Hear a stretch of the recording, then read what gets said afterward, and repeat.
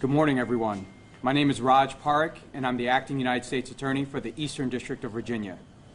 On behalf of the Department of Justice, thank you for being here today.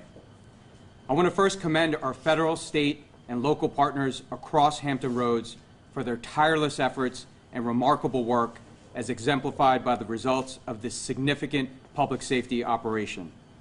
Protecting the safety of our communities is at the very heart of what we do. It is a sacrosanct duty to the public for whom we are privileged to serve. And it's the heart of the mission of the U.S. Marshals Service, who planned and led this operation. I want to recognize the Marshals and all of our partners involved in Operation Triple Beam, which resulted in the court-authorized arrests of 46 persons wanted for allegedly committing felony offenses, many of which are violent felony offenses, including 8 suspects wanted for homicide and 17 suspects wanted for shootings and firearms offenses. Many of these individuals are alleged gang members with extensive criminal histories. In addition to these arrests, this team removed 36 firearms off our streets and out of the hands of individuals charged with violent crimes, along with about $500,000 worth of illegal narcotics. To the women and men who did the dangerous work of tracking down and arresting these armed fugitives, thank you. This is the kind of intelligence-driven application of federal, state, and local law enforcement resources that results in measurably safer streets for the people of Hampton Roads. Gang-related violence often involves gun-related violence, which inflicts a massive and tragic toll on our communities. These individuals, whose willingness to use guns to spread fear in our neighborhoods, parks, and city streets, feed a culture of violence and retaliation. Our residents, who are just trying to go about their lives, deserve to feel safe at all times. It only takes one person to pull a trigger, but in the end, it's the community, our neighbors full of children, family members, and friends who forever endure the pain of losing loved ones. When Attorney General Merrick Garland was sworn in earlier this year, he emphasized that we are all united by our commitment to the rule of law and to seeking equal justice under law, and united by our commitment to protecting our country. We know that even a singular instance of gun violence can cause immeasurable pain and bring overwhelming sadness to an entire community. They must not and will not suffer alone.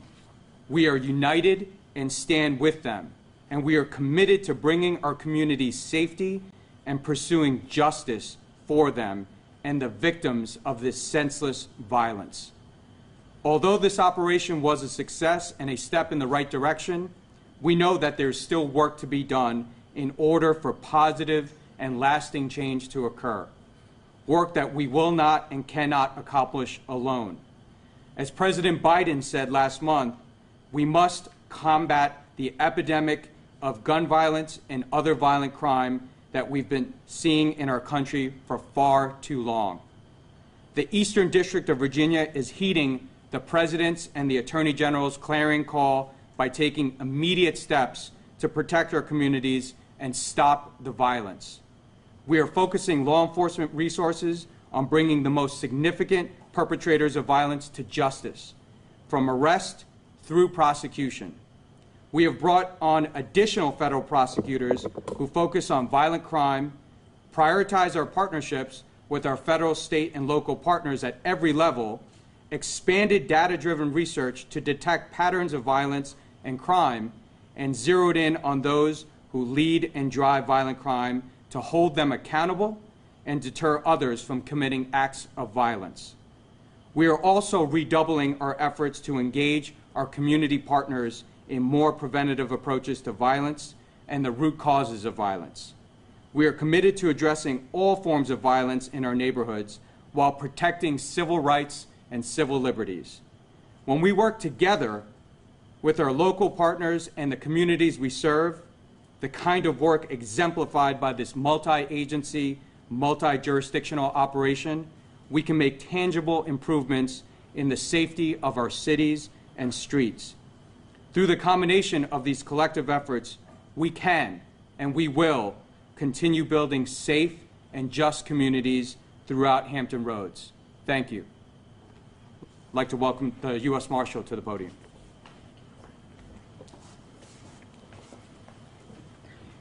Any day that I can follow U.S. Attorney Parekh to the podium is a sign that I'm going to have a good day. Thank you for supporting our team, Raj, and thank you mainly for being my friend. Chief Boone, thank you for hosting us today. Sir, I appreciate it, and I appreciate our relationship over the years. To the media, guests, and all of my colleagues here this morning, good morning. My name is Nick Proffitt, and I'm the United States Marshal for the Eastern District of Virginia. It's an honor to be here today representing our nation's oldest law enforcement agency. Prior to my appointment as the United States Marshal, I spent 26 years as a Deputy United States Marshal, with all 26 years spent right here in Norfolk, Virginia. Through that long career, and frankly even today, it never ceases to amaze me how we're able to bring together all of the different resources, the diversity of background of police officers and investigators from all of the departments you see here, and frankly in a matter of hours, put them together, put them on the street to see the results that you've heard about and read about and seen about today. It's amazing to me. I think a lot of the reason that we can do that is due to the men and women that are in leadership positions in our Hampton Roads community and law enforcement, those standing here and those that aren't with us today. I had somebody very close to me one time tell me, Nick, if you ever make it to a leadership position, don't ever forget that oftentimes trees die from the top down, and so do organizations. So I think when you see the results of this operation, and you know these leaders like I do, we've got some pretty strong trees in Hampton Roads. And I'm grateful and blessed to be a small part of that. I was speaking at another location a few months ago, and they had some motivational banners hanging in the auditorium, and one of them said, "One team, one mission." And as I prepared my remarks for today, I thought, you know, when it comes to law enforcement operations in Hampton Roads, that's saying one team, one mission. It's more than a banner. It's the way we do business. And I appreciate that. And our citizens are safer because of it. No doubt that the leadership's important, but I think everybody, and I know everybody standing with me here today, and all of you certainly appreciate that the true heroes, the true accolades go to the men and women that do this job every single day on the street. So we can be the best leaders we can, but without them doing what we ask them to do, placing themselves in harm's way, the job doesn't get done. They're the true heroes, and they're the absolute foundation of each one of our organizations. So with that, I want to thank all of the Deputy United States Marshals in the Eastern District of Virginia. I want to thank the Capital Area Regional Fugitive Task Force, Commander Don Snyder. A great job. Congrats to your folks. I want to thank all of the investigators, the police officers, the troopers, the deputy sheriffs, our federal agent, special agent partners, the probation and parole Department of Corrections, and the myriad of other folks, administrative and operational behind the scenes that put together this operation. The community safer because of what you did these last 2 months and what you'll continue to do every day. I frankly struggle with the right words to adequately express how proud I am of these men and women. Finally, let me share a message of thanks to our citizens, to the community here in, I want to thank the citizens in Eastern Virginia, because I am the Marshal in Eastern Virginia, but specifically, I want to thank the citizens in the community in this small corner of the Commonwealth that we all affectionately call Hampton Roads. The Marshal Service has always enjoyed a strong relationship with the community here. And that relationship is strong in the past, strong today. It's going to be strong in the future, if not even stronger than it is today. All of my colleagues standing with me today, we're all doing what we can to make sure that that relationship continues to be strong and gets even stronger as time goes on. So I thank the citizens of Hampton Roads for being a part of that. It's much appreciated, and it's essential. So let me leave you today with this promise, that the Deputy United States Marshals, alongside our task force partners, our federal, state, and local partners at all levels, will continue each and every day to be out there to ensure that every citizen in every city and every part of every city is afforded the safety and security that they so richly deserve to go about their life.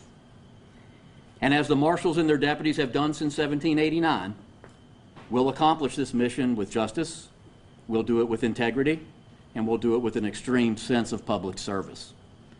God bless you all. Thank you for having me here today, Chief. And I'd like to introduce my colleague and friend from the FBI, Brian Dugan. Brian.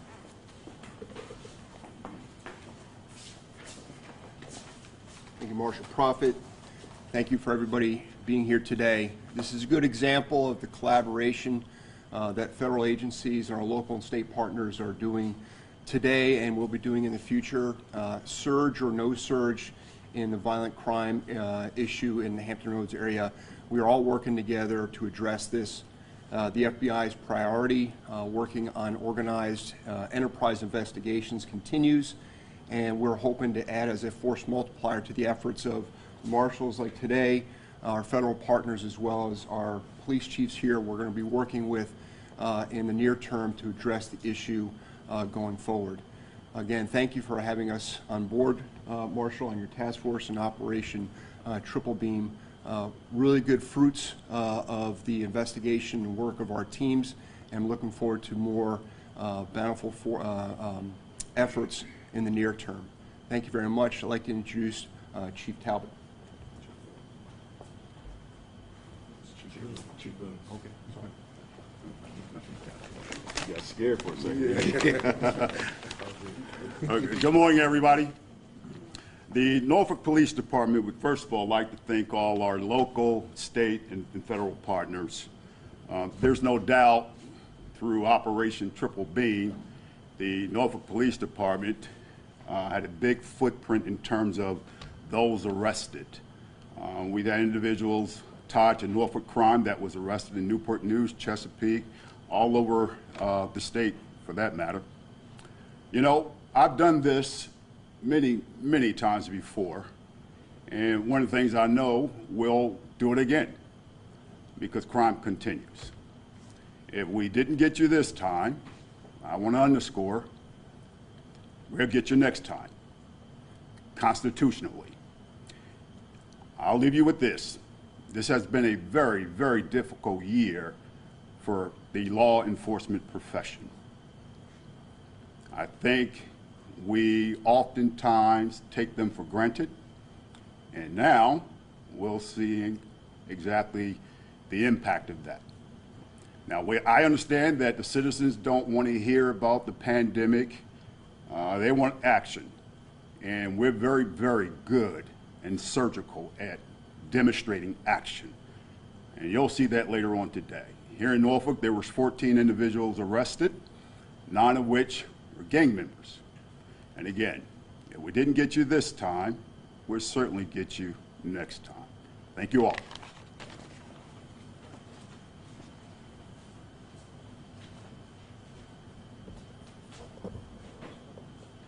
If there's any questions right now, we'll address those at this time. What point does it have to get to for you guys to say, okay, we need to do an operation like this? Is there a limit? Is there a certain amount of crimes? I mean, at what point do you say, all right, we got to get all together? It's too bad. That's a great question, ma'am. Don, do you mind? Sure, Marshal. Don Snyder is the Chief Inspector, the Commander of the Capital Area Regional Fugitive Task Force. So before I give an answer that he's going to have to correct me on, I might as well just let him give you the right answer the first time. So, Don, please. When we decide where we're going to deploy the Operation Triple Beam model to a specific area, there's several considerations that need to be made.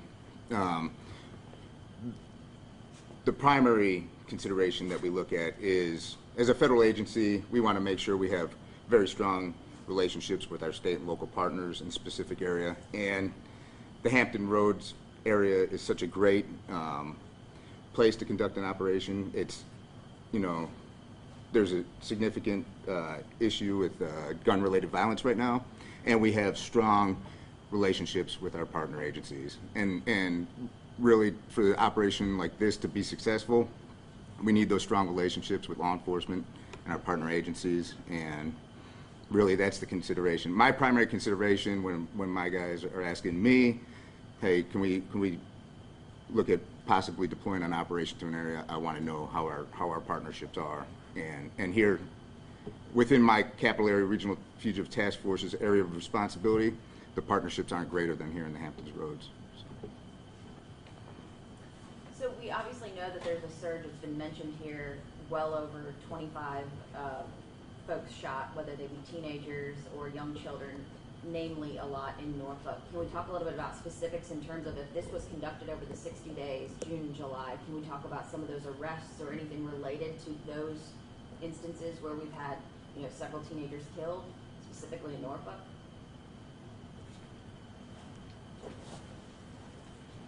So, yes and yes. We've, as you know, had several juveniles shot. But I also wanted to say in 2016, the number was much more higher than that. And I don't say that to minimize the issue. I say it to let you know that there is improvement. With respect to Operation Triple Beam, there have been some individuals arrested that were juveniles that took part in some various heinous incidents, one of which was reported a couple weeks ago on Madison Avenue, where several juveniles were shot. So, but I also want to say this. You know, we have an issue in Hampton Roads, not just Norfolk, Hampton Roads and across the country. We have a gang issue, not just Norfolk, Hampton Roads, and across the country. And it's up to us and the community to work on this together. And we'll continue to do this, I've said this 20 times, until we collectively address the flow of guns. That's our issue. That will be an immediate impact on what's happening in these streets. Do we know how many of the 36 firearms were stolen and used in crime? I know that's a big issue. We don't have those specifics, right? Okay.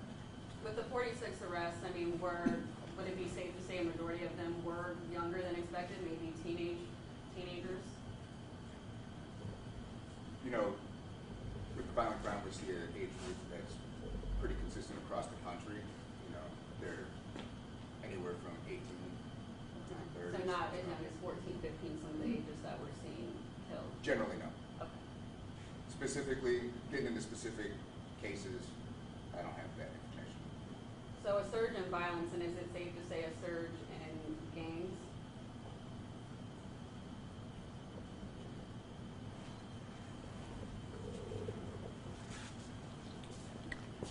There's pockets in Hampton Roads that are impacted by poverty, and there's always been a nexus between poverty and gangs. Folks, this isn't new, all right? And we're going to continue to talk about this. We'll do another operation, and we'll get up here and say the same things. I don't say that to minimize our efforts, but I say that we really need to focus on our youth, the flow of guns, and poverty. It's unfair for law enforcement to have to manage mental health issues, unemployment, homeless, all those other things that the ecosystem has left us to handle. That's the challenge. We need to get everybody involved. And until we do, we'll continue to do this.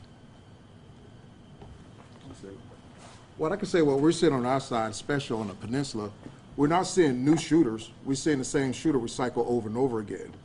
Most of these people have been through multiple programs. A lot of them already on probation and parole, and they've been through every type of community and law enforcement type of, like I said, rehabilitation there is, and what we have to admit is not working.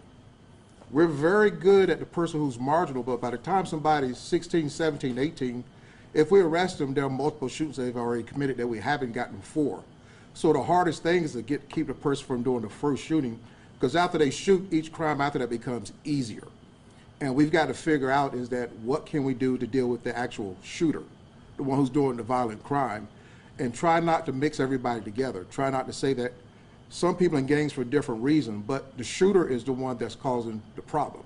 It's not necessarily, if we can deal with the shooter, what works, and like Chief Boone said, we're good on the law enforcement side. It's easier doing an arrest. That's the easy part of it.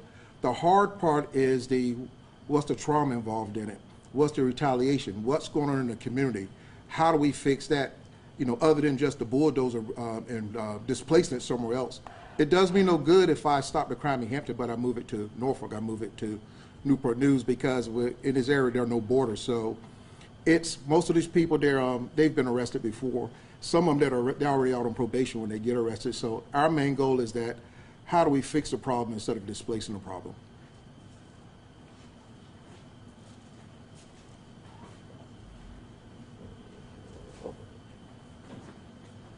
All right, thank you everyone for coming out today. We're gonna wrap this up.